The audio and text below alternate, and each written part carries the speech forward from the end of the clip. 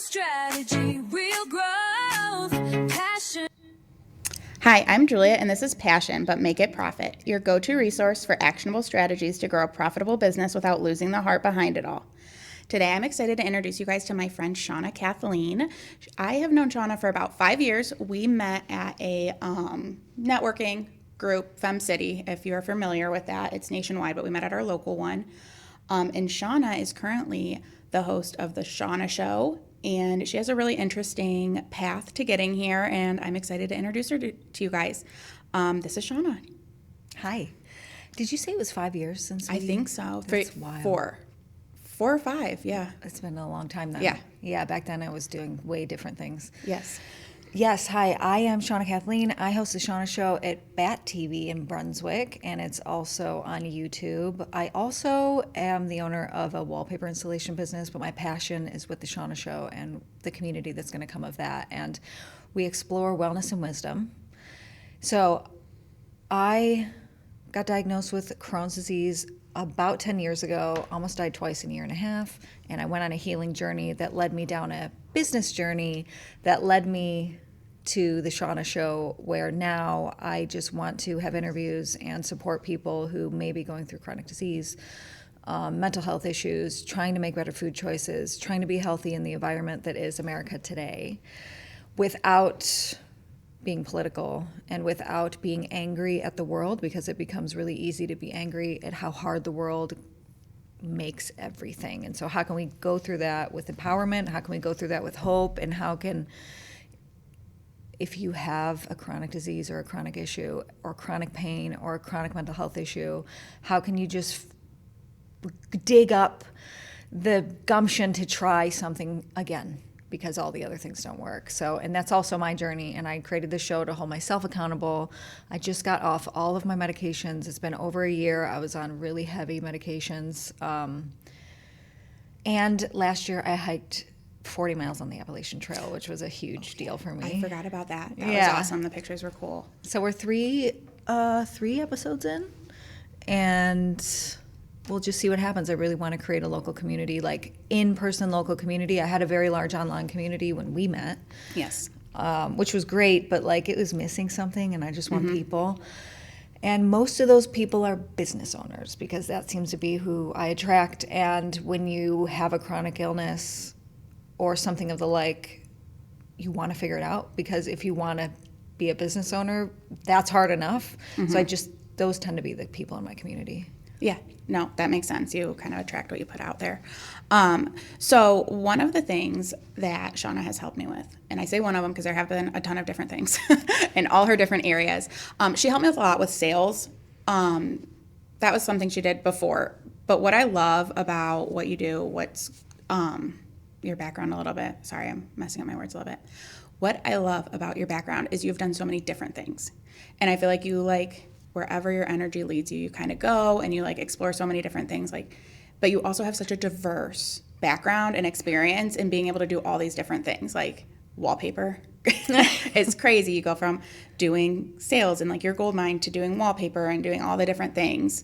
But you do it all well, and you do it all very intentionally. You're not I feel like some people have the personality where they're just jumping from one thing to another, which, I mean, that's fine if that's what you want to do. But I feel like you do so many things, but you're so intentional about it.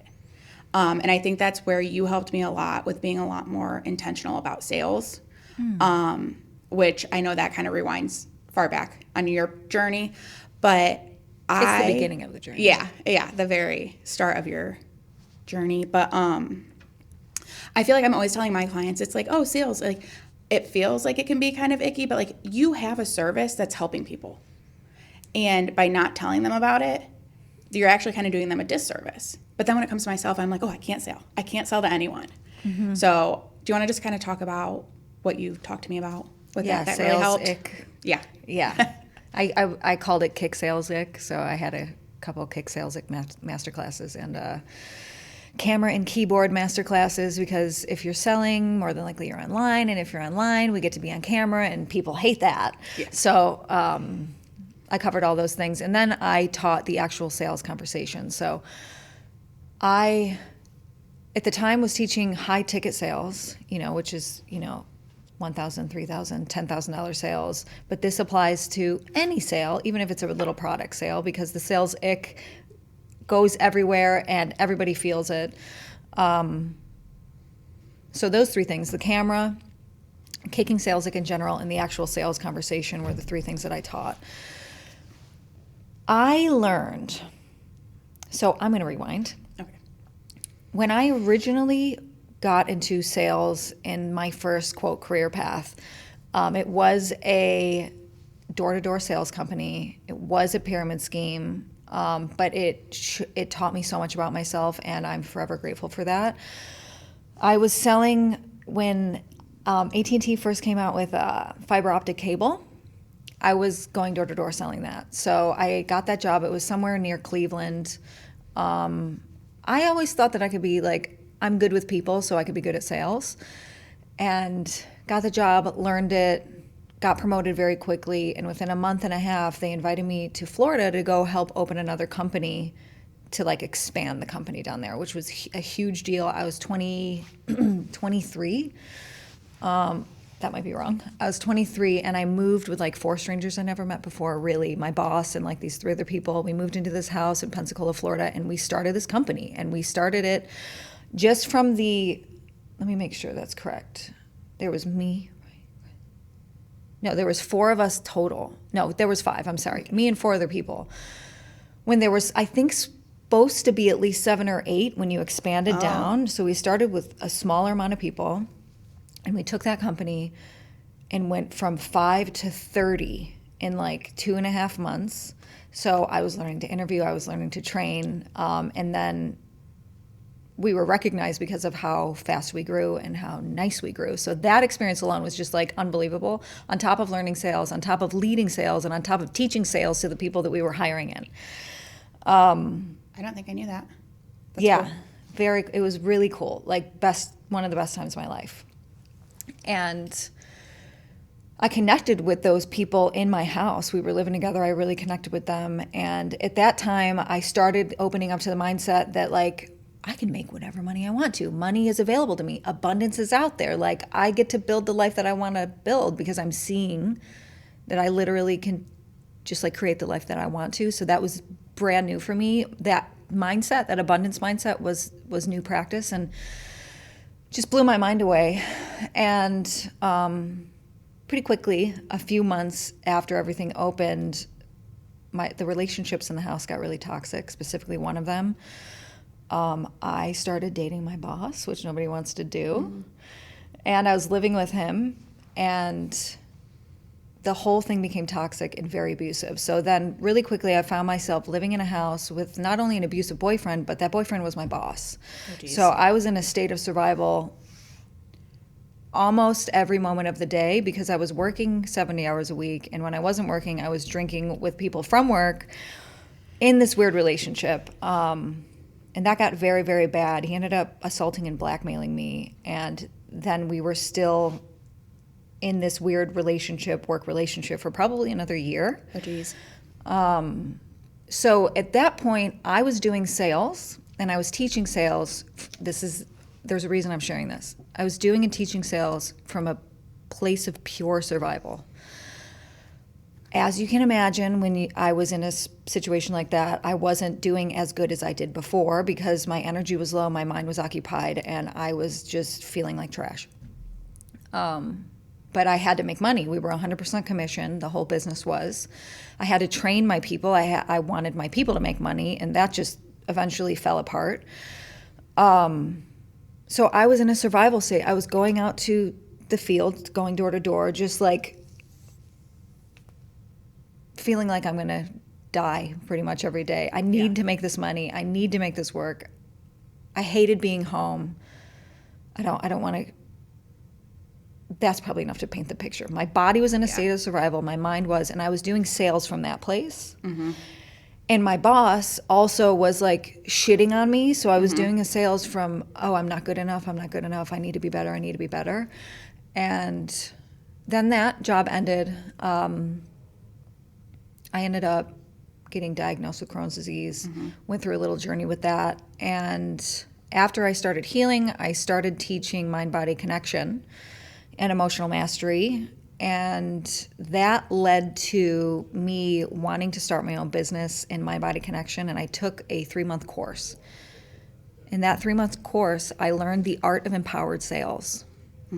At the end of that 3-month course, she hired me on to teach it because I knew sales, and then I put this art of empowered sales together with what I knew, and I was a really good teacher. So I taught in that course for probably 3 years. So what I was able to do in that time was really see the difference, because I had gone through this illness, I had gone through a spiritual awakening, I had gone through self-building, I had learned my self-worth, I've gotten out of these abusive relationships because there was a history there. And I knew the world, I was coming into the world, I was like, I know the world is abundant, I know that the world is divine. Whatever you deem to be divine, that's what I was feeling in the world. I know that it's out there. I know that we can create the life that we want to. I know that my reality is a reflection of my inner reality. I came to all of these conclusions, and I learned the art of empowered sales, okay? So now I had these really two drastic comparisons of, this is sales from a place of abundance and self-worth. True abundance and self-worth, not performative. This was sales from survival. So then I was like, oh, I'm going to be able to teach this. Because most people learn sales from survival. Yeah. Because that's kind of what it feels like. It feels clingy. It feels attached. We see snake oil salesmen on the TV, and it sounds gross, and we think we need to be like that. And money is always a real issue, so we don't know how to like hold our body in a place of abundance while we're asking to be paid. It's all very confusing. I'm going to stop before I move forward. Is this all pairing together? Yes, okay. this all is making sense. And I think that it is very relatable. While your story specifically, not everyone has gone through the same thing, but I think that selling from survival mode is something that a lot of people find themselves in, because when you start a business, like whether you borrow money or you've saved up money and you have a little bit of money to put in there, and then I think the technical term is like the valley of death, when like you kind of like go down. You go down and you like are really working for your sales. But like if you have a whole family who depends on you and all this, it's very hard to not just be like, I'll take any sale. I'll do anything like to get a sale. So I think that part, I think that's very relatable to just business owners in general. Yeah. And tying in your personal life to your business, and as much as like everyone would love to keep them separate, it's impossible. And that's what I found. I think that's one of the biggest things that I found. And I also think that my drastic circumstance made me very equipped to teach it, because no, not everybody's been through that, but everybody, like you said, can understand a state of survival. Absolutely. And I mean, that definitely looks different to everyone. Yeah. But I don't think that there's any business owner out there who is ever going to say they've never been in a state of survival in their business. Right. And they didn't know how they were going to pay their people. Yes. I think that's something anyone can relate to. Yeah. And I mean, obviously everyone has their personal issues too. So combining that, I think all this is very relatable actually. Yes. And health issues. Yeah. Like just feeling like crap. I will say that most of the people that I was working with were new business owners. So I didn't work with too many people who, already had a team and felt like that. Not that that doesn't happen, because it does. But the approach and the people that I were talking to were fairly new in the first few years. And it was them, and maybe they had like a VA that they were paying. One of the fundamental pieces here, and you said it before, was connecting it to your personal life. Yeah. So when I started teaching and thinking that sales was a reflection of who I was and what I believed, sales was a reflection of my belief, my worldview, everything started to change. Because if we're in a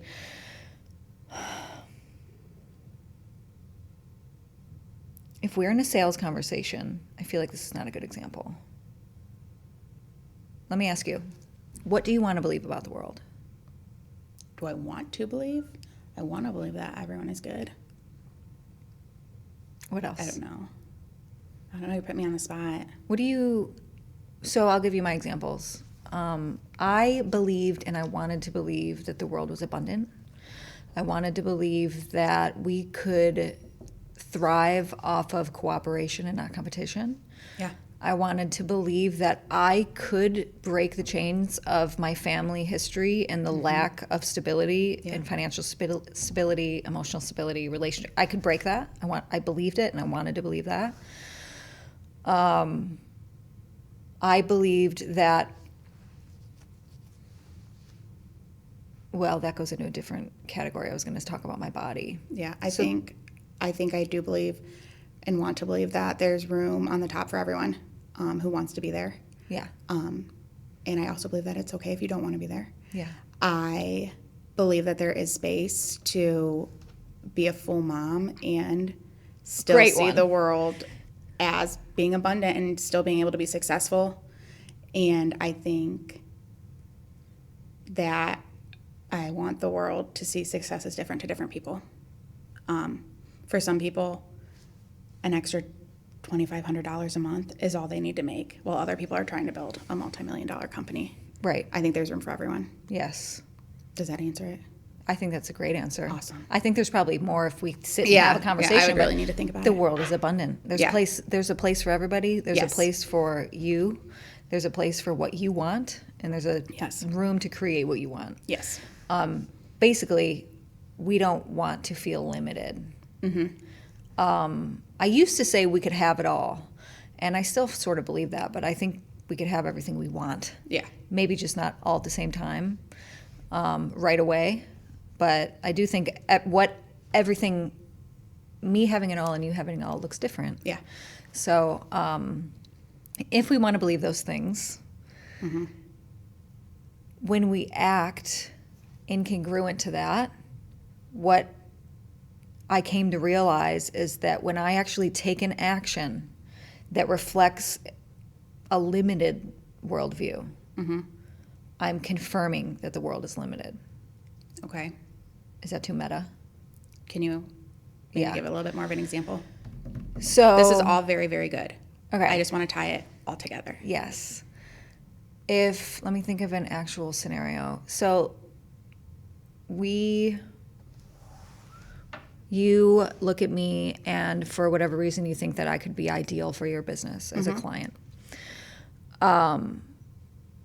But you don't invite me into a conversation because you think that I'm not going to want to pay you. You think that maybe I don't want it. You think, what else would you think?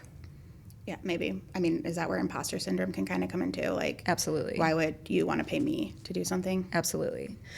So you have all these doubts, and so you don't ask me, right? Yes, that makes sense. That's you confirming what you don't want. That's the literal confirmation of, like, I'm scared that I'm not good enough, so I'm not going to ask, which confirms that I'm not good enough. Okay. Does that clear it up a little bit? Yes, that makes sense.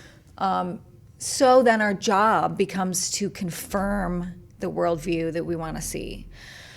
Now, there's a lot of nuance and a lot of pieces of this, but again, if you thought that I was an ideal client and you have these fears, right? We're gonna have these fears. I'm not saying that we need to be fearless. I'm saying we get to learn how to navigate the fears. I don't like when people talk about being fearless. I think all that means is they know how to navigate those fears. Yeah. So you assume that I'm going to be an ideal client. You're having all of these fears. Now, what's worst case scenario? You invite me to a call and I don't want it. Yeah. Right? So either you invite me and I'm like, yeah, let's get on a call. Or you invite me and I was like, no, I'm not really in the place. Or I'm a bitch and I'm like, F you. Yeah. That was something that when we can get behind a no, there's 1,000 other people in this parking lot. Yeah. If we choose to believe that the world is abundant, we're not scared of getting a no. I want you to tell me what you're hearing and let's see if I can clarify. Yeah. No, that makes sense to me. That once you get over those fears, starting to ask for what you want becomes easier. Is that what you're saying? Yeah, and I would say once you start to learn to navigate the fears. Yeah. Because even when I was, I've sold my own packages up to $10,000. I've sold other people's packages up to $60,000, and the fears show up. I don't care if it's a $20 product; it's literally the same as like a $1,000 thing. The fears are showing up no matter what. It's when we can remind ourselves what we want to believe, and maybe this is the missing part to this whole thing. Is I think that a lot of people aren't clear on how they see the world. They think that they want to believe that the world is abundant, and they have faith in something that is divine and everywhere and allows them to create the life that they want. But there's a gap in them actually realizing that their actions are confirming the other beliefs. Okay, that is starting to that makes sense to me. Yeah, so I think I think a lot of the work is in taking inventory of what we believe, what we actually believe versus what we want to believe. So we want to believe that we can make money. We actually believe that money is the root of all evil. Yeah. So really diving into those beliefs is half of the work of starting to create different actions in your body. Because once you can see that you're acting like a scared, 10-year-old, then we can learn to navigate, not get over it, but navigate the fear. So when I feel the fear, how do I respond? Okay. Yeah, that makes sense. So tying it to sales, like I'm going to try and summarize it a little bit. It's looking at what you truly believe, not maybe what you think you believe, and seeing how that shows up in your sales process and probably your business as a whole. And your life. Yeah. Which to lead us back to that. So people pleasers is something that people that I work with a lot. I think that a lot of people are now like identifying themselves as people pleasers and empaths. I would even go so far to be like, okay, if you don't want to like share, some people are weird about sharing client testimonials or weird about like sharing a win that they had in their business. Like where else are you not celebrating yourself? Where else are you scared to celebrate yourself? And again, that gets a little bit more like a zoomed out view. But when you think about the beliefs you want to have, you can see what you don't believe based on your actions. It's a self-awareness game. Yeah. The actions you're not taking are confirming beliefs. And as we continue to take actions that confirm the beliefs that we don't want, the more we believe the thing that we don't want to believe. Because we actually do. And you can approach that a couple of different ways. If you believe that the money is the root of all evil, you could figure out what that came from. Or you could, you could change that belief. There's a lot of different ways to do it. But if we want to talk about beliefs and the beliefs that create the sales ick, it's like, well, the money one is huge. Self-confidence is huge. You said something about imposter syndrome? Yeah. I have had it. I think a lot of listeners have had it too. A lot of my clients have it. It's like, okay, why would somebody want to buy this from me when they could maybe buy something similar from someone else for like XYZ reasons? Yes. And how do you talk yourself through that? I do a lot of times go back, and I forget where I learned this, but like I have a little folder of like some messages and stuff I've got from people and like people I've actually helped. And it can, we did, I don't think it's aired yet, but I did a whole episode on imposter syndrome with Derica from... Fantastic. Yes, and it was very interesting. But I think sometimes when we're so like in the day-to-day, like so social media, I'm always in social media. Like I know a lot of it like the back of my hand. So when I tell someone something, I feel like, why would they pay me for this information? But I'm going to pay somebody who knows a lot more about something I don't know about. Yeah. Like I'm going to pay a garage door expert to come fix my garage door because it might be like the back of his hand, but it's not to me. So I'm going to stop you. So, sorry. No, that was great. Okay. Because two things happened. One, you started talking about imposter syndrome. Two, the example you gave was, why would somebody pay me for something that I know so easily? Those are two different things. Okay. And why would somebody pay me for something that comes easy to me? Yeah. What belief could that be showing you? I don't know. You always make me think so hard, and this is too hard on the spot. So that's okay. So money has to be hard to make. Yeah. It's got to be challenging to make. If it's easy, money can't be easy to make. Yeah. Some sort of, that's in the realm of whatever belief you're you right. just said. I think that is part of it. And so I would question where you learned that from. And I would question why,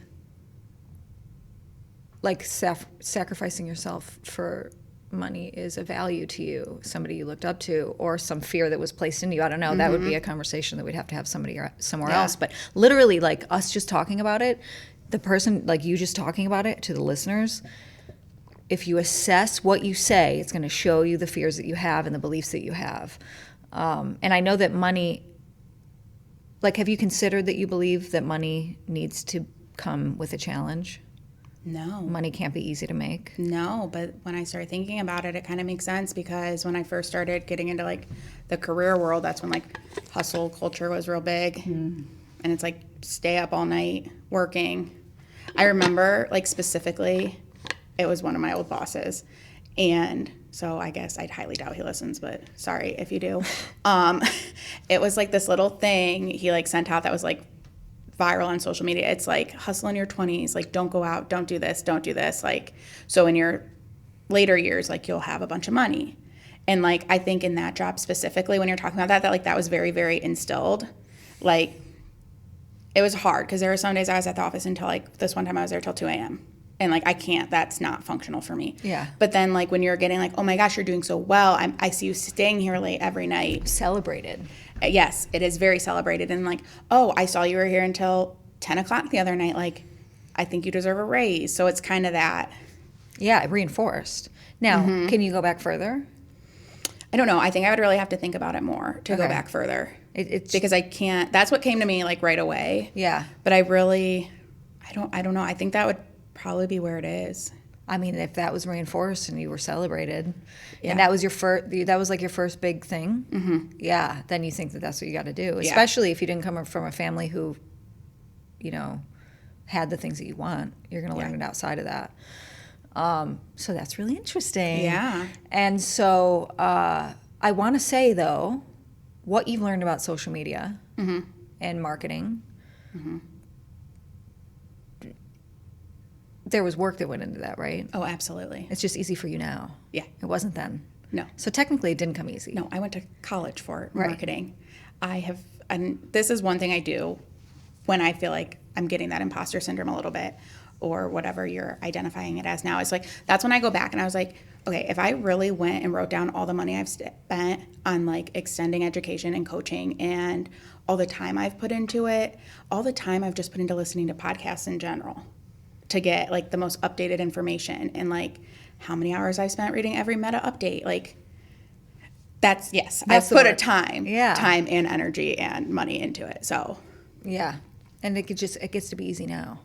yeah. So I don't want to, I think the money is easy to make narrative that is going around can be a little damaging, because it does take work. Like we do want to show up. We do get to push our comfort zones and our boundaries and who we believe that we are as a person. And when you get to the place where it is easy, that's when those beliefs start to show up. Yeah. So then I would start to, anytime, what I would do for you as a coach is anytime easy money does come in for you, because I'm sure that has to happen for you. Yeah. Anytime easy money does come in for you, sit and take in that money came in easy, with the only intention is to affirm that can be a reality, to affirm that is the truth, to affirm that the world is abundant, or whatever that you want to believe. You're sitting in that affirmation. That goes in your little book of evidence. Yeah. The money is easy to make because you've probably made thousands of dollars easy.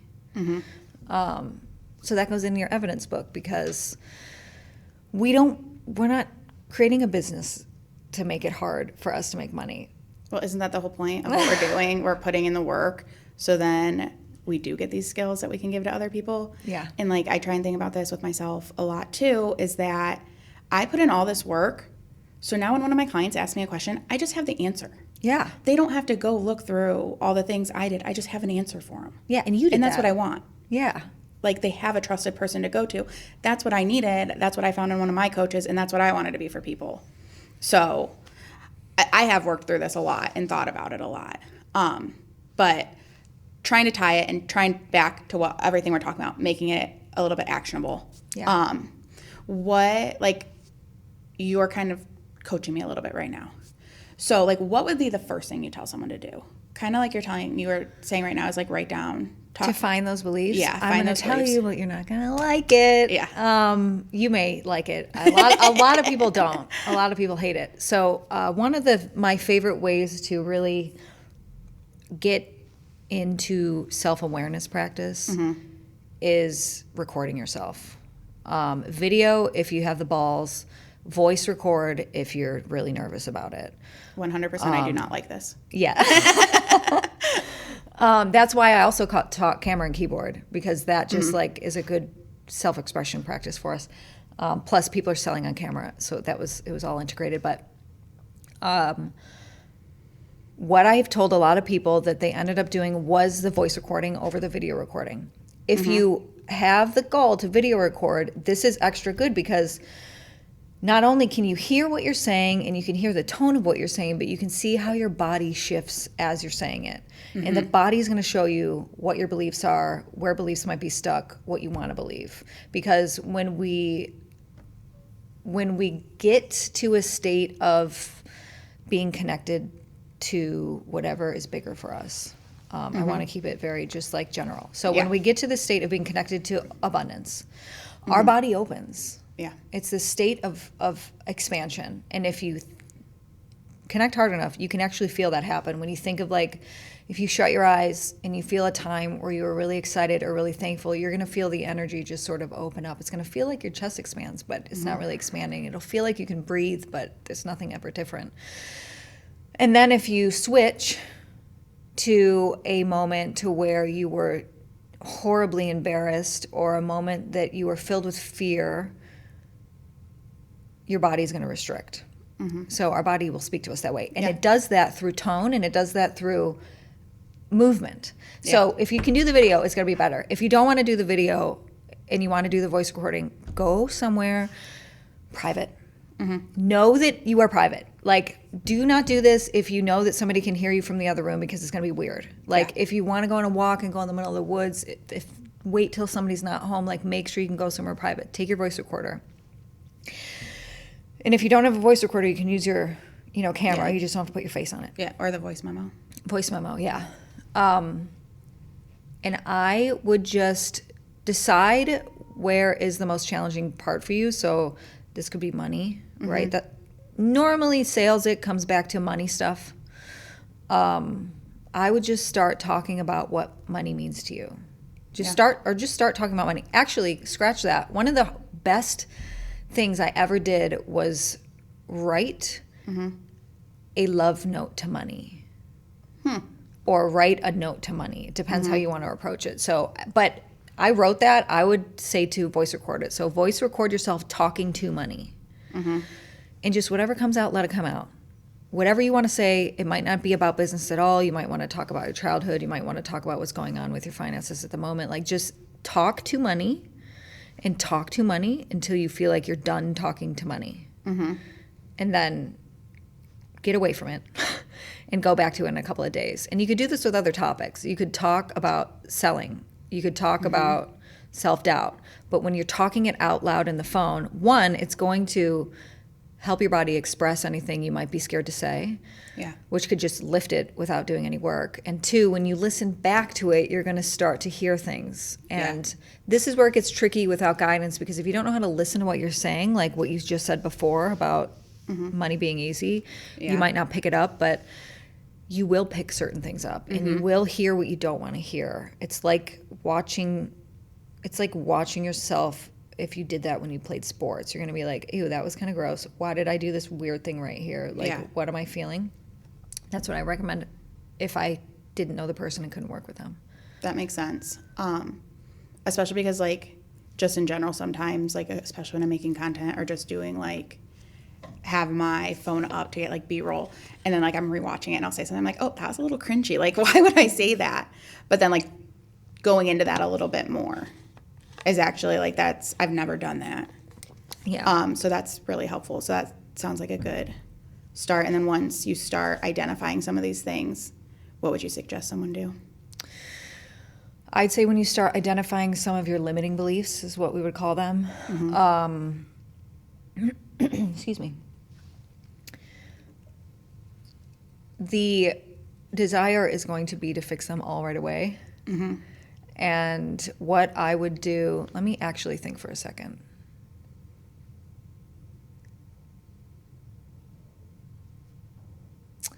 So I would go two ways with it.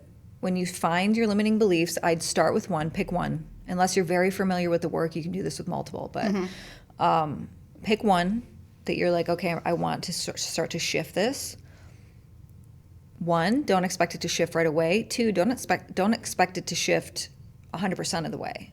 Don't expect it to ever really leave. It might be something that is just becomes like, now it's really loud in your ear all the time, and maybe it'll just be like a whisper in a year, but don't expect it to change in a day. So pick one, be gentle with yourself, and then start to write down examples of that not being the ultimate truth. So ask yourself, is this the ultimate truth, is the question I would ask about it. And the answer is going to be no. And then you get to write down examples in your own life where that is not the ultimate truth. And if you can't find any in your own life, you get to write down examples in other people's lives where that's not the ultimate truth. This is what I did with my health. Is like, I believed that I could be healthy and get off these meds, and I wasn't seeing that reality for myself, so I had to go find it. Yeah. And I had to keep looking at that until I got my own evidence, and then as my own evidence started to pack up, then we're here now.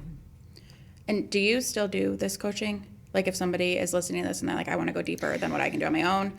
I have. Do you do it, or do you have someone we could maybe put in the show notes, or People ask it all the time. like who should we be looking for? I have a course that's somatic sales course that has master classes. The course specifically is about a one-to-one sales conversation, how to set up a sales conversation in a way that is very abundant. Because a lot of sales conversations, I'm assuming you've been on them, like they trick you and they pressure you and they push you. It's very gross. Yeah.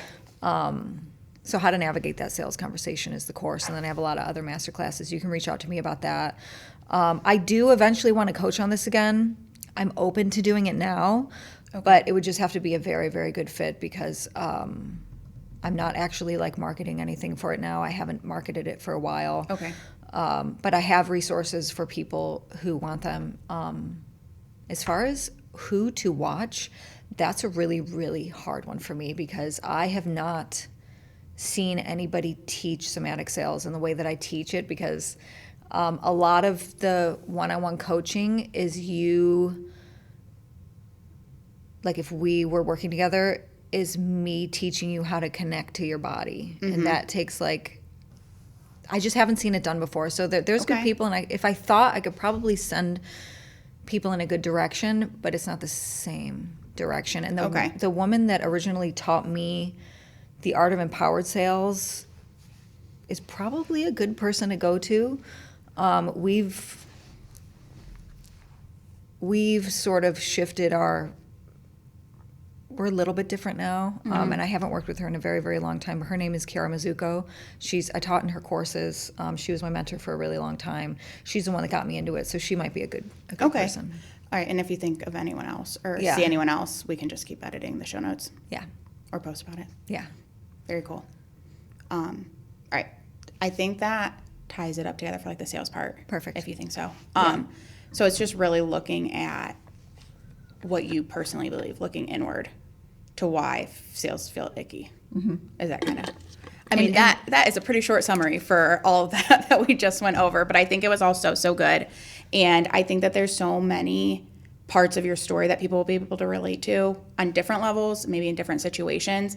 But I know for me, even in my spot, being like, okay, you did something. You did it. You were being really successful at it. And things came up personally. That kind of set you back. That's happened to me recently. I've been pretty open about it on my social media pages. And just saying that, like, where you are now after you did that is very inspiring. So, which is a little aside of sales, but it's like just because one thing is a setback doesn't mean you're bad at sales. Doesn't mean you're bad at anything. It just means you need to reevaluate what you believe. Yeah, that's it. Reevaluate what we believe. How are we acting incongruent with what we want to believe, if it boils down to a sentence? Yeah. So then how did you end up with the Shawna Show, transitioning into more of this mind-body connection, which obviously makes sense because that's what you're talking about in sales. Yeah. But what kind of made you switch? So when I started making content, so Adam and I have been together for 11 years. So I started making content 10 years ago. It was on my autoimmune healing journey, and it was food blogging, recipe creation. Okay. So I was on this diet that actually people might know now. Nobody knew what it was back then. It was called FODMAPs. Oh, I know about that. It's for SIBO. Yeah, I was on the strictest FODMAPs diet, and I was going crazy. So I was creating all these recipes. I started I have a cookbook that I started that I was going to do that I didn't end up doing anything with, but I started sharing that, and then after the food stuff, I started learning about mind-body connection through trying to heal my own trauma. And so I started sharing about mind-body connection. And so my content started with wellness. And only switched to sales after I was I want to create a wellness business.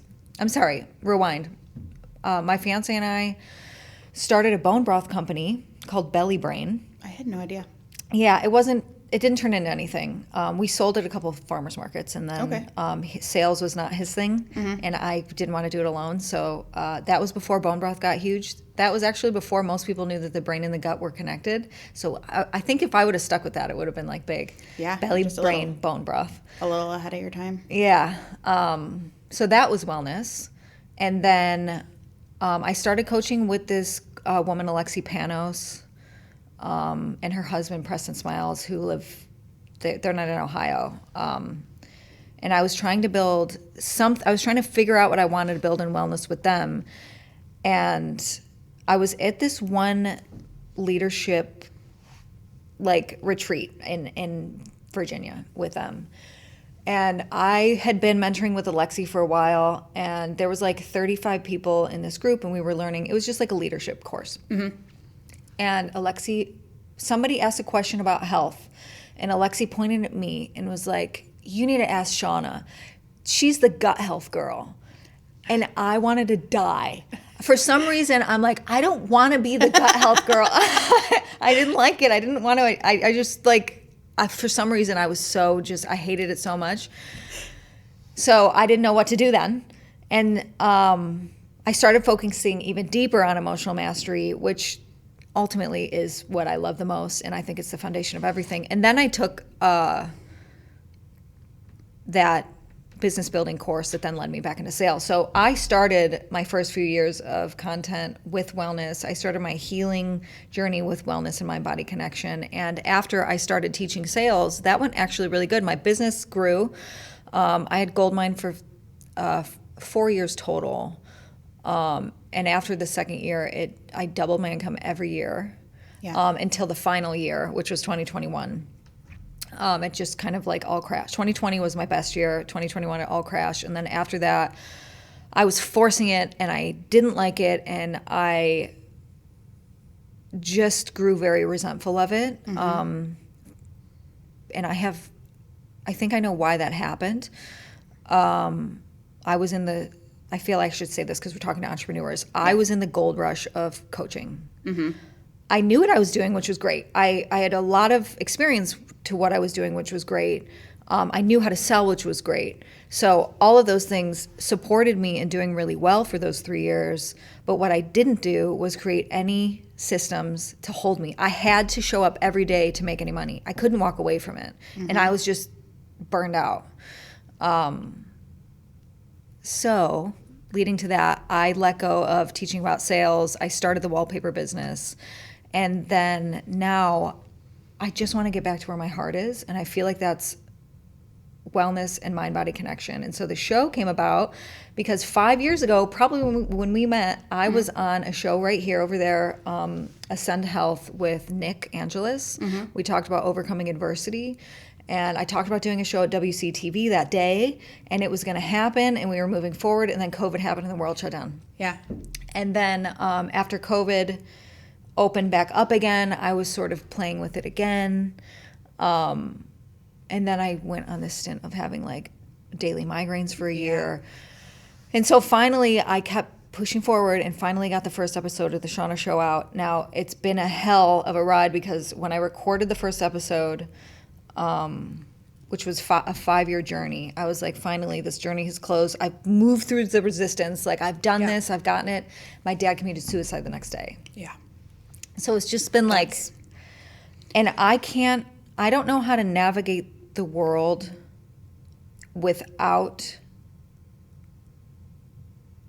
observing it from a mind-body space. Mm-hmm. So I think that's why I want to do the show. Yeah. I can navigate the world without assuming it from a sales space. Yeah.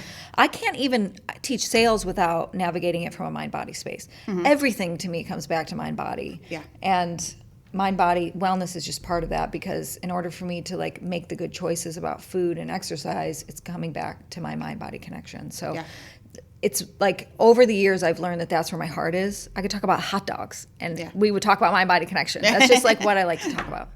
Yeah, I think that that's really cool, because I think what makes it really unique, and one of the reasons I did really want to have you on here, is like you're taking one of your experiences with the mind-body connection and the wellness, and then you're taking these other opportunities you get and you're putting it all together.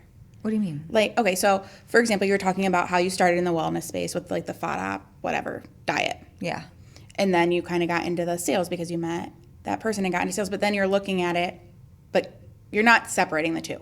You're not looking at mind, body, wellness in one silo and then sales in another silo. It's like every single thing that you do, I feel like you take your like core beliefs with you. Yes. Does that make sense? And I think that that's what makes what you're doing so different. And I think that that's just something that people could really sit and think about for a while. Like, what sets you apart is look at what we just talked about before, like tying it back to that, like look at how you believe or what you believe in the world. And how does that show up in your business? Whereas I know like we can keep things separate. You don't have to be the same person in your business as you are at home, but like there are things that are going to carry over no matter what. Whether you own a business or you work somewhere, it's going to carry over. Yeah. And like I just love how you have very intentionally carried that over. Like even with the wallpaper and stuff, I remember when you first started doing that, you said that you just wanted something that you could do so you could kind of think about what was going on with you, that you could move and be able to think. Yes, but it wasn't the thing that was on my heart. Yes. Yeah. And I just think that bringing that intentionally is very inspiring to people, but like just your story, even like it's a long backstory and it feels like you kind of could get a little bit lost in it. Mm-hmm. But really, it's watching how you have tied this, where your heart is in the wellness, mind and body, but how you have tied that to like opportunities that you've either created or that have come to you. I think that's just really, really inspiring. I really appreciate that, because that's how I see, if I zoom up on top of my timeline and I look at it, I can see the themes just repeat in every single chapter. Yeah. And I think that anybody can look at their life like that if they know how to. Yeah. And I think just watching or listening, since most people will be listening to you do that with your whole story shows how like someone else can be like, okay, let me go back and look at all this and how you can connect it all. Yeah. Because, I mean, I think a lot of entrepreneurs have had a lot of different business things going on. But like, what have you brought to like every single one of those? And maybe some that didn't work, what didn't you have in that? And like maybe that kind of comes back to that, like what your beliefs are and how to sell. That makes me want to shift this. Yeah. Shift it, because I don't know what you just said. What have you brought to all of those? Yeah. Click something for me. Because originally I was going to say something about like, it's really like if it's hard to look at your business and sales and money and get like self-awareness from there, sometimes it's easier to look at like your past relationships and your patterns in those and how you responded in those relationships. And a lot of times those patterns are repeated in our business. Like those patterns of like for me, it was not expressing and standing in my self-worth. For most women, I think that's the case too. But that's going to show up different ways. But then what you led me to was if there is a business owner, and I work with a lot of them, with a chronic disease, the body and the symptoms that we have are here to work for us, not against us. And when we can see what the body is trying to tell us through our symptoms of a chronic illness, that is going to be directly reflected in our business. So let me dive in just a little bit. Just like a simple example. It's never a simple example. Does that feel true when I say it to you? Or Yes. is that hard to believe? I think that seems true. And like, I do also think maybe a little bit of like flipping it a little bit, like people who have chronic illnesses are also the same people who are trying to run businesses because they need that flexibility. So Yeah. I think that that's like kind of goes hand in hand. Yes. Which it's kind of going back to what you're talking about with those like limiting beliefs. And like, so having a chronic illness, I mean, I'm not going to lie, it doesn't make things easier in life, but using that almost as a power for your business. You have to make it mean something. Like, I have to use it for my benefit. Yeah. Or else what? Yeah. Like, Then you're just miserable. the thing that led me there was when I first got sick, I started looking into Eastern medicine and what my disease meant spiritually. And I think if you've had chronic illness, people probably have done that. But like, maybe look again, maybe try again, because my specific illness was in my gut. It had to do with personal power and my self-expression, and I was directly able to use that to support me in building my business, because it was people-pleasing tendencies. And so, and if that's too like of a weird area for you, Eastern medicine, maybe you're like, you know, you don't want to go there because it feels wrong to your belief system where you're right now. A really good person to listen to is Dr. Gabor Mate. He talks about the stress disease connection, and he was a practicing doctor for years and years and years. And he has actually taken like a plethora of different diseases and has like, what's the word I want? I don't want to say box because that sounds really limited, but he's taken these different diseases, be like, okay, people who have Crohn's disease or IBS or IBD tend to fall in this personality range because they have this background. People who have fibromyalgia tend to fall in this personality range because they have this background. People with PCOS, I meant to say MS. Yeah. A lot of autoimmune stuff, a lot of cancer stuff. And it's very interesting because when you look at that, you can see like, maybe I'm being too rigid. It's a good self-awareness thing. It's hard for me to do without a specific example. I think this is a little bit off topic, but I think we can just pull this little conversation and put it as like a little bonus episode, because I think this is really good. I know a lot of small business owners. I've actually had a lot of clients who have chronic illnesses, and I have seen a lot of them needing this. So this is not the exact direction, but I think that this is good to keep talking about, so we can just kind of put it in a little bonus episode. So okay. That is very interesting that you're saying that. I have heard, I talk about it a lot more on my other business page. I have PCOS. Right. And then they talk about how like it's kind of a lot of times linked to childhood trauma because your body hasn't learned how to regulate itself. So that's just really interesting to talk about the stress and the... Yeah. It hurts me when I see people with a chronic illness that fall victim to the belief that they have no power over it. And I don't want to come from the place of like, you can cure it and be fine. Like, yes, I'm even off of all of my medications. Horrible, like IV every 8-week medication and these really expensive pancreatic things. I'm off of those and it's great. And I'm hiking the Appalachian Trail. Yeah. But like, I still deal with stomach issues occasionally, you know? And maybe I can improve that. And I'm keeping it open to the reality that I can improve that. But I don't want to come off like you can cure yourself and everything's going to be fine. Yeah. But if you could feel, if we could together move through our childhood experiences and try to release those and process them and work through them, and if you could feel 15% better, wouldn't we want to do that? You know, I want to feel 2% better. right. And so it hurts me because I think the medical system makes it seem like this is what it is, and you've done nothing wrong, and you can do nothing right, and you're just kind of screwed. And especially business owners, because we're like driven. We're like, we like want things. We want to create things. We're creatives. We have ambition, and I just see it I've seen it take myself down. I see it take other people down. And I think when we can get really curious about these things that people don't want to talk about, like their childhood trauma or their relationship trauma, and how to switch, we made meanings.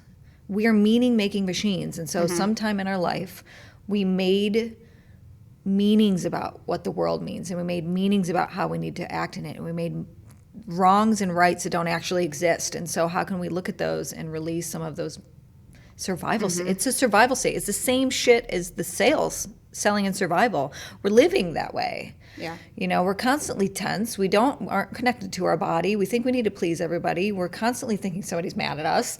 Yeah. We don't know how to push through to exercise because we're tired all the time anyways. Like, there's just 1,000 avenues we can go down. But I think as an entrepreneur with an autoimmune disease, that makes somebody the perfect candidate to actually take action in learning how to feel a little bit better, because they're obviously not scared to take a risk. Yeah. That makes perfect sense, actually, connecting those two things.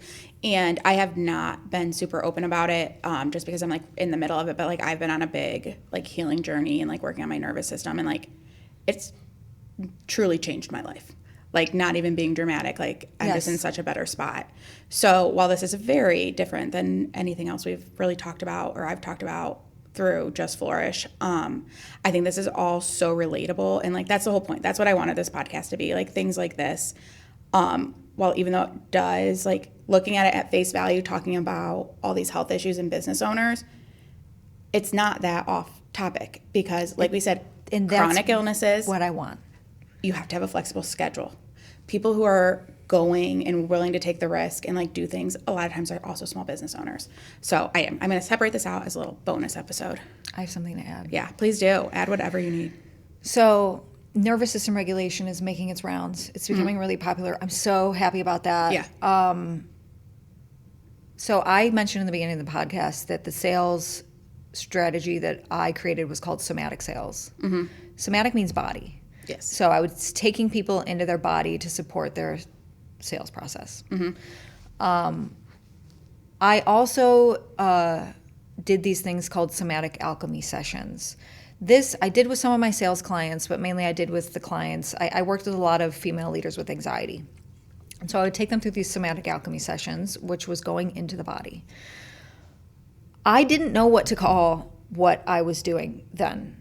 So I named it somatic alchemy because I was thesaurusing like body, and I was thesaurusing all these things. Yeah. Now it's called nervous system regulation. Yeah. But that's exactly the core. That's exactly the stitch that is in between my story, the sales story, our beliefs. Like, your nervous system, meaning the way that your body is responding to what's going on around you and the words that you are saying, will show you what your beliefs are. You've had to, if you've been on the nervous system journey, experienced a psychedelic release of like, what is this and why am I carrying it? Yeah. And now I bet you're more connected to the language of your body, even if it's just 10 or 20%. Oh, yeah. And curious about how you can be even more connected to the language of your body. Yeah. That is my path. Like, that's what gets me having tingles all over. That's Yeah. why I started the show. That's the core seed in all of it. Because nervous system regulation and therapy, or however you get there, I did it through shadow work. Now, which is like, there's shadow work, which in my neck of the woods is how I approached it, which is exploring the unconscious. Doing that through my body. A lot of people do shadow work differently. Now, in the therapeutic sense, they're calling it parts work. Oh. Parts work is a direct reflection of the shadow work that I did. And so the message is getting out there, and a thing that used to be considered like if you talked about, like, nervous system regulation is very akin to mental health issues. Oh, for sure. And if you used to talk about mental health issues, you're like, oh, Or you used to go to therapy and it's like, she wants to go to therapy. Yeah. I still get that from people. Like, I tell them I'm in therapy. They don't say it to me specifically, but they don't want to go because they make it think that they're a little nutso. Yeah. So I'm saying this because all of these things are becoming more open and normalized, and it is in my mind, it is the only thread to living a better life, because we can't make better decisions about food or exercise or relationships until we learn how to navigate our body. Yeah. Yes. I mean, I agree with all of that. And I know you had her on the show, Rachel Russell from Rooted Pelvic Wellness. She's one of my clients, one of my very good friends. I will give her a shameless plug. She does a lot of nervous system work, and she's really who I follow her, and she shares so much good stuff. I also help her with her social media, so I've been learning a lot through that too. Yeah. Well, you'll probably get the episode. Our episode is going to be out on Thursday. Nice. And I'm giving her the episode to use, so I don't know if maybe. Very nice. Very nice. But yes, I think that this is packed with so much good information, and I'm actually really excited to like post it, and I want to hear feedback, because I want to hear what like other people are pulling from it, because I pulled more than I thought I would. Maybe, I don't know if I should say more, because I knew I'd get a lot from this, because I feel like I get a lot every time I talk to you, but different. I pulled different things than I thought. So I think, do you have more? I just am curious for anybody listening, and maybe this could be stitched in the beginning. Yeah. When it comes to me talking about sales and somatic sales and kicking sales ick, this is the first time I've talked about it in quite a while. Yeah. So I am a little rusty, and I very much enjoy talking about it because I often can take it back to mind-body connection and the nervous system.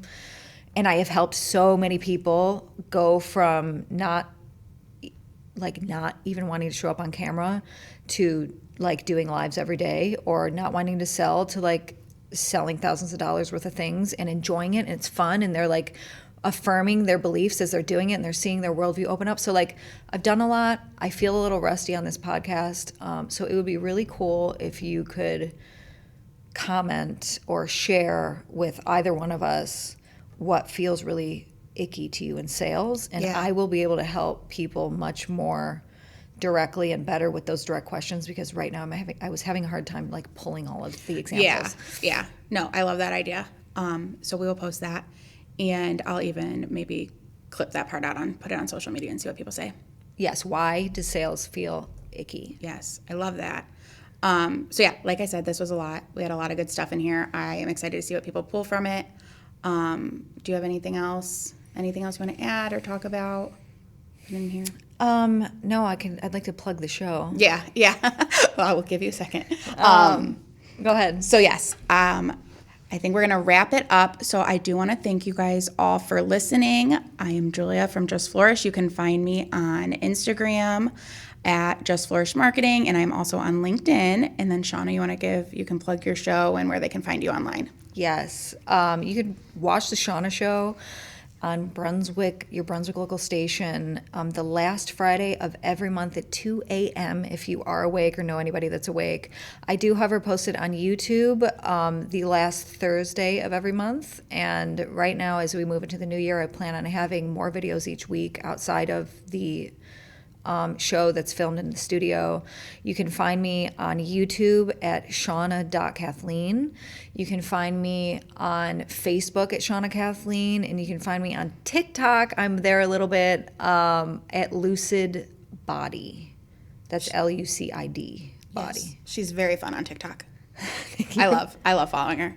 So once again, thank you guys so much, and thanks for tuning in to Passion, but Make It Profit. Thank you. Passion.